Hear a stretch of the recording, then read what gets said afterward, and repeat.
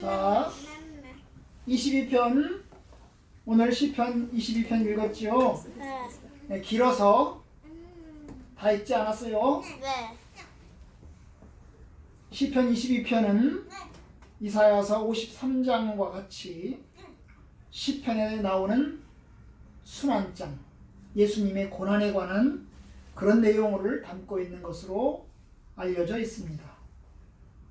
오늘 이제 읽은 이야기 가운데서 1절에 나오는 얘기, 이게 나의 하나님 어찌 나를 버리셨나이까? 내 하나님이여 어찌 나를 버리셨나이까? 이게 이제 엘리 라마 사박다니 하는 주의 말씀을 이제 담고 있는 그런 내용입니다. 오늘 22편에도 그 내용만 있는 건 아니고 예수님이 십자가 당시에 예수님이 수치를 당하고 모욕을 당하는 그런 내용들도 이 속에 들어있습니다. 예수님이 옷을 벗겨서 사람들이 제비뽑아 나누어 가지는 얘기도 있고, 또 둘러서 가지고 예수님을 모욕하는 그런 이야기들도 있습니다. 이 시편 22편은 다윗의 시입니다. 다윗의 부르짖음입니다. 다윗이 언제 이렇게 순환을 당했을까? 몰라요. 아마도 사울의 통치하에서 혹은 아들 압살롬의 쿠데타 아래에서 다윗은 순환을 당했을지도 모르겠습니다. 그는 이제 이렇게 고백을 합니다. 6절에 보면 나는 벌레요 사람이 아니라 사람의 비방거리요 조롱거리이다. 나는 벌레라고 그랬어요. 사람이 아니라고 그랬어요. 사람은 사람들이 존중하지만 벌레는 어떻게 해요? 무시하잖아요. 무시해요. 사람들이 조롱하고 비방하는 그런 모습을 이제 다윗은 이제 고백하고 있어요. 우리 기독교는 신약 성경, 특별히 예수님을 통해서 이 구약 성경을 보기 때문에 시편 22편을 보면 메시아 시편이다, 예수님의 고난의 시다 하는 것을 알 수 있지만, 사실 유대인들은 구약을 믿지 않기 때문에, 예수를 믿지 않기 때문에, 구약 예수를 믿지 않기 때문에 이 시편의 22편에서 예수님의 고난을 아마 찾지 못할 겁니다. 그는 예수님의 그 고난에 관한 예언들도 이해하지 못할 것입니다. 과연 다윗이 예수님의 고난을 생각했을까?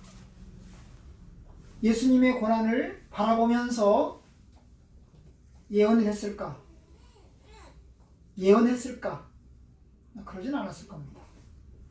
다윗이 내가 이 시를 쓰면서 예수님의 고난을 미리 내가 보면서 내가 이 시를 써야지, 이렇게는 않았을 거예요. 그냥 다윗은 자기의 고난을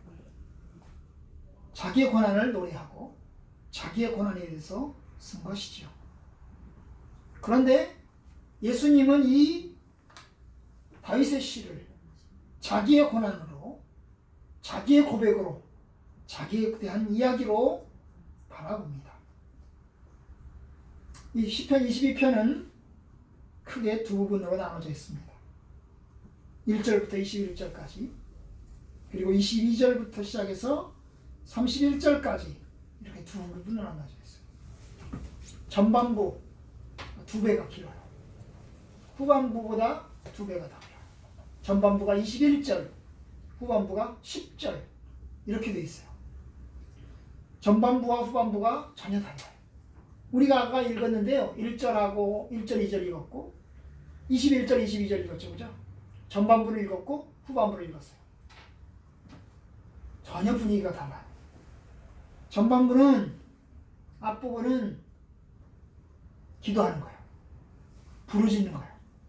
하나님, 나를 멀리하지 말아주세요. 나를 살려주세요. 나를 구원해주세요. 그런 내용을 담고 있고, 후반부는 즐겁게 찬송하고 있어요. 그리고 내가 하나님을 찬송할 거를 선포하고 있어요. 신약 성경은 전반부도 인용하고 후반부도 인용해요. 예수님의 고난에 관한 내용에서는 이 전반부의 내용을 인용하고, 예수님의 십자가의 부활을 이야기하는 내용에서는 후반부의 내용을 인용해요. 그래서 히브리서에서는 후반부의 내용을 인용해요. 어쨌든 이 두 부분은 나눠져 있어요. 그죠?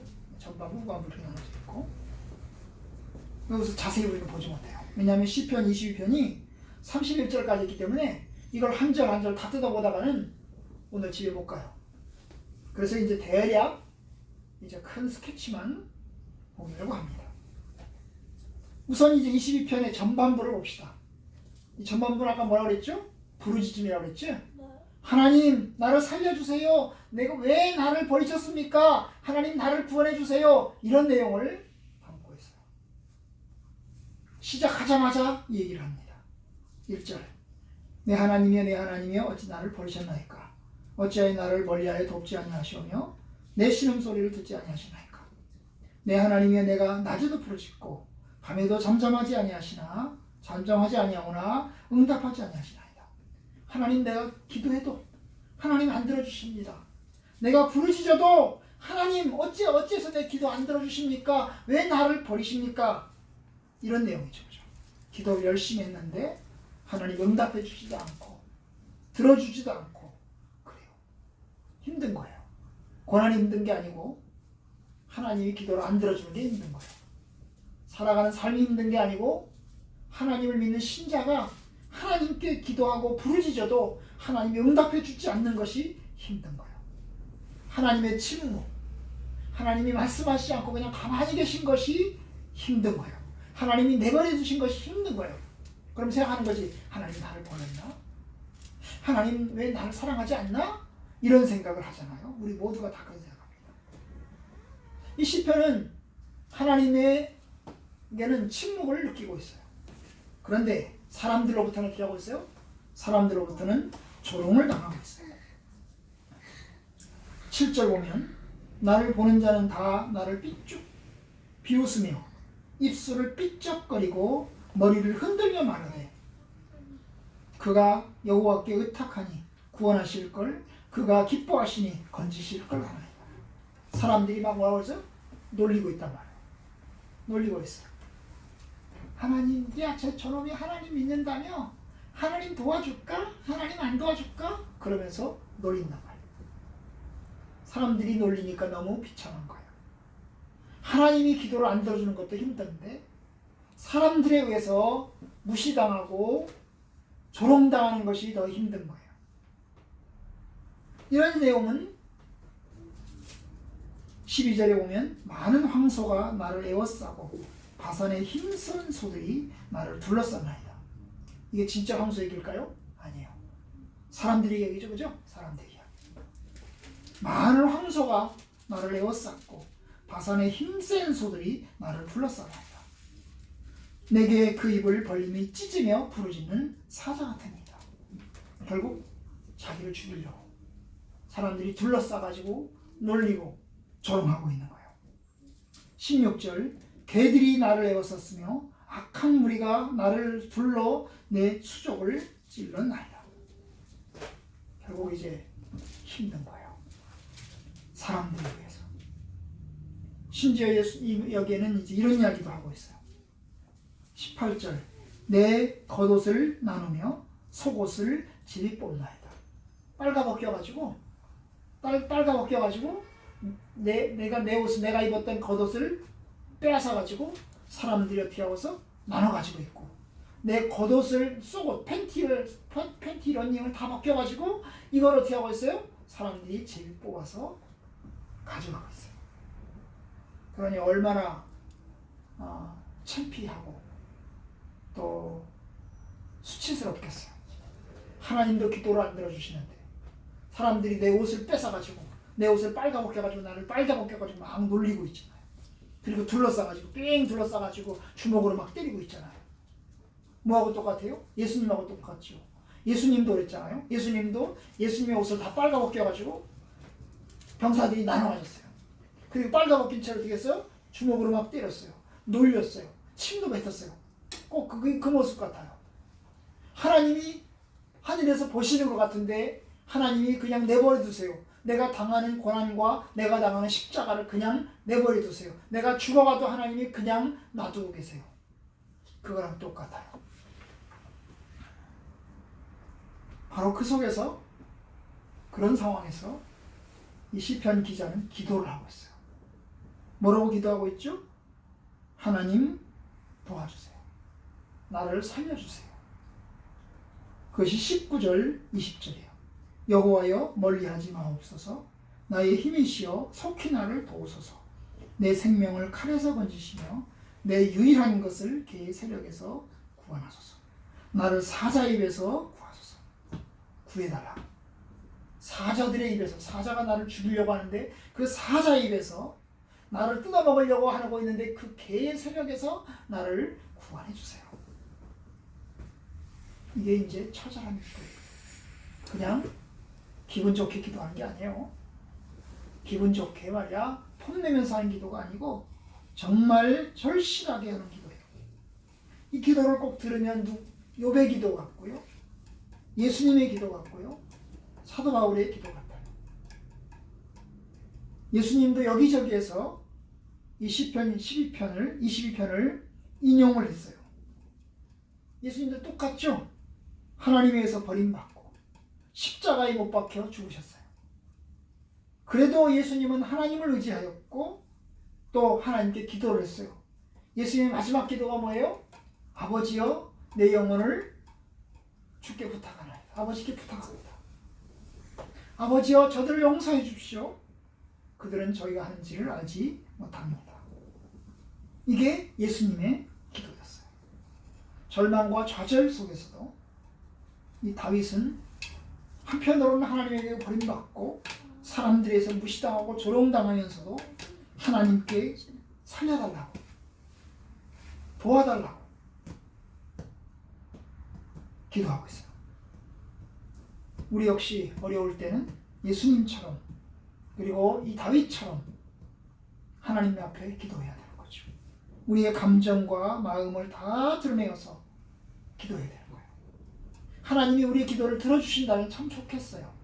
하나님이 이 다윗의 기도를 들어주신다면 참 좋겠어요.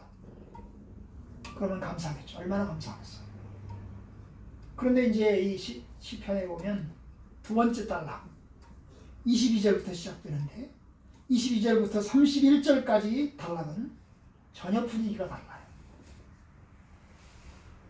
22절 내가 주의 이름을 형제에게 선포하고 회중 가운데서 주를 찬송하리이다. 23절 여호와를 두려워하는 너희여 그를 찬송할지어다. 야곱의 모든 자손이여 그에게 영광을 돌릴지어다. 너희 이스라엘 모든 자손들이여 그를 경외할지어다. 이 부분은 분위기가 아주 달라요. 하나님 살려주세요. 하나님 구원해주세요. 내가 무시당하고 조롱당하고 있어요. 내 기도를 들어주세요. 이런 기도가 아니고요. 이런 분위기가 아니에요. 오히려 뭐예요? 하나님의 이름을 선포하고 또 하나님을 찬송할 것을 고백하고 선언하는 그런 내용. 그래서 시편 기자들은, 이 시편 학자들은 이 부분을 감사시라고 그랬어요. 이 앞에 부분이 부르짖음의 시라면 뒤에 부분은 감사의 시예요. 이렇게 달라진 거죠, 그죠? 부르짖음에서 감사로, 찬송으로 분위기가 달라진 거예요. 어떻게 달라졌을까? 왜 달라졌을까? 그 사이에 무슨 일이 있었을까? 21절과 22절 사이에 무슨 일이 있었을까? 여기에 하나님의 구원하심이 있어요. 그래서 21절 마지막 부분에 보면 주께서 내게 응답하시고 들소의 뿔에서 구원하셨나이다. 하나님이 내 기도를 들어주셨다는 거예요. 하나님이 내 기도에 응답해 주셨다는 거예요. 그래서 그 원수들에게서 나를 구원해 주셨도다. 이게 이제 다윗에게 일어날 변화예요. 그죠? 변화예요. 24절에도 보면 그는 곤고한 자의 골고를 멸시하거나 싫어하지 아니하시며 그의 얼굴을 그에게서 숨기지 아니하시고 그가 부르짖을 때에 들으셨도다. 하나님이 기도를 들으셨다는 거죠. 하나님이 우리의 부르짖음을 들어주셨다는 거예요. 그래서 살려주시고 구원해 주셨다는 거예요. 그러니까 하나님이 들으신 것에 대해서, 하나님이 응답하신 것에 대해서 감사함의 찬송과 감사함의 선포를 하고 있는 겁니다. 아마 다윗은 이 시를 처음부터 끝까지 한 자리에 앉아서 쓰지 않았을 것 같아요. 그죠? 1절부터 21절까지 쓰고 한참 있다가 22절부터 31절까지를 썼을 거예요. 그 사이에 시차가 있는 거죠. 앞부분의 시차와 뒷부분의 그 사이에 시차가 있는 겁니다. 부르짖음과 감사와 찬송 사이에 하나님의 도우심의 은혜가 있는 겁니다. 그래서 이제 1절부터 21절까지 쓰고 난 다음에 하나님께서 그의 기도를 들으셔서 구원해 주시고, 또 이제 하나님은 다윗을 살려주시고, 다윗은 이제 22절부터 31절까지를 쓰고 있는 거예요. 사울 치하에서 핍박받아서 도망다니던 다윗이 부르짖음의 시를 썼다면, 이제 사울에게서 구원받고 살림을 받은 다음에 하나님께 감사의 시를 쓰는 것과 같고, 또 예수님께서도 그랬죠, 그죠? 예수님도 십자가의 죽으심과 부활 사이에 뭐가 있어? 무덤 속에 들어갔잖아. 무덤 속에 들어가서 있었잖아, 그죠? 그런데 무덤 속에 있었지만 하나님께서 예수님을 다시 살렸죠, 그죠? 살렸어요. 예수님은 순환을 당하고 모욕을 당하고 십자가에서 하나님의 버림을 받아서 십자가에서 죽으셨어요.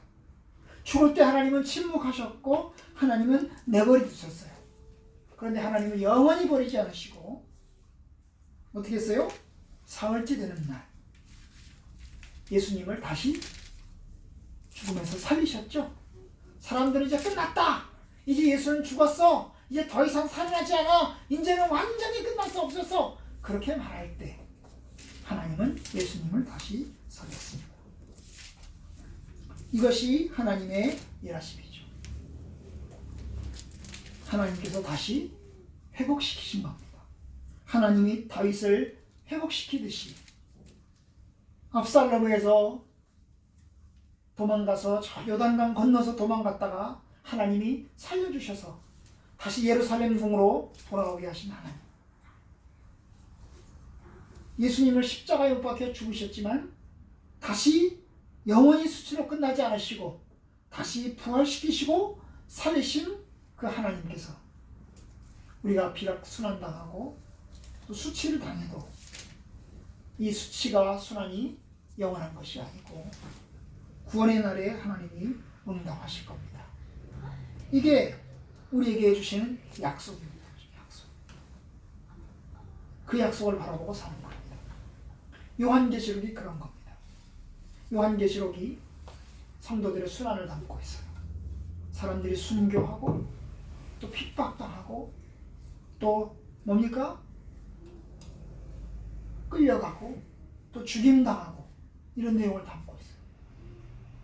힘들고 어려움의 시간들이에요. 그런데 하나님께서 그를 살려요. 하나님께서 성도들을 살려주세요. 그동안의 믿음은 지켜야 되겠죠, 그죠? 믿음은 지켜야 되겠죠. 그렇지만 그 약속이 주어져 있어요. 내가 진실로 너희에게 오리라. 속히 오리라. 너희들은 믿음을 지켜라. 내가 너희들과 함께 하겠다. 이것이 하나님께서 우리에게 주신 약속입니다. 저와 여러분들에게 약속이 있어요, 그죠? 내가 너와 함께 한다. 내가 너희들을 구원하리라. 너희들은 내 백성이다. 그 약속이 우리에게 있습니다. 우리는 그 약속을 바라보면서 나갑니다. 우리도 이제 하나님 앞에서 이런 찬송을 부를 때가 옵니다. 하나님이 나의 기도를 들으시고 나를 구원하셨도다. 내가 주의 이름을 형제 중에서 선포하고 회중 가운데서 주를 찬송하겠습니다. 이것이 우리에게 주신 약속입니다. 그 약속이 저와 여러분들 가운데 속히 이루어지기를 주님의 이름으로 축원합니다.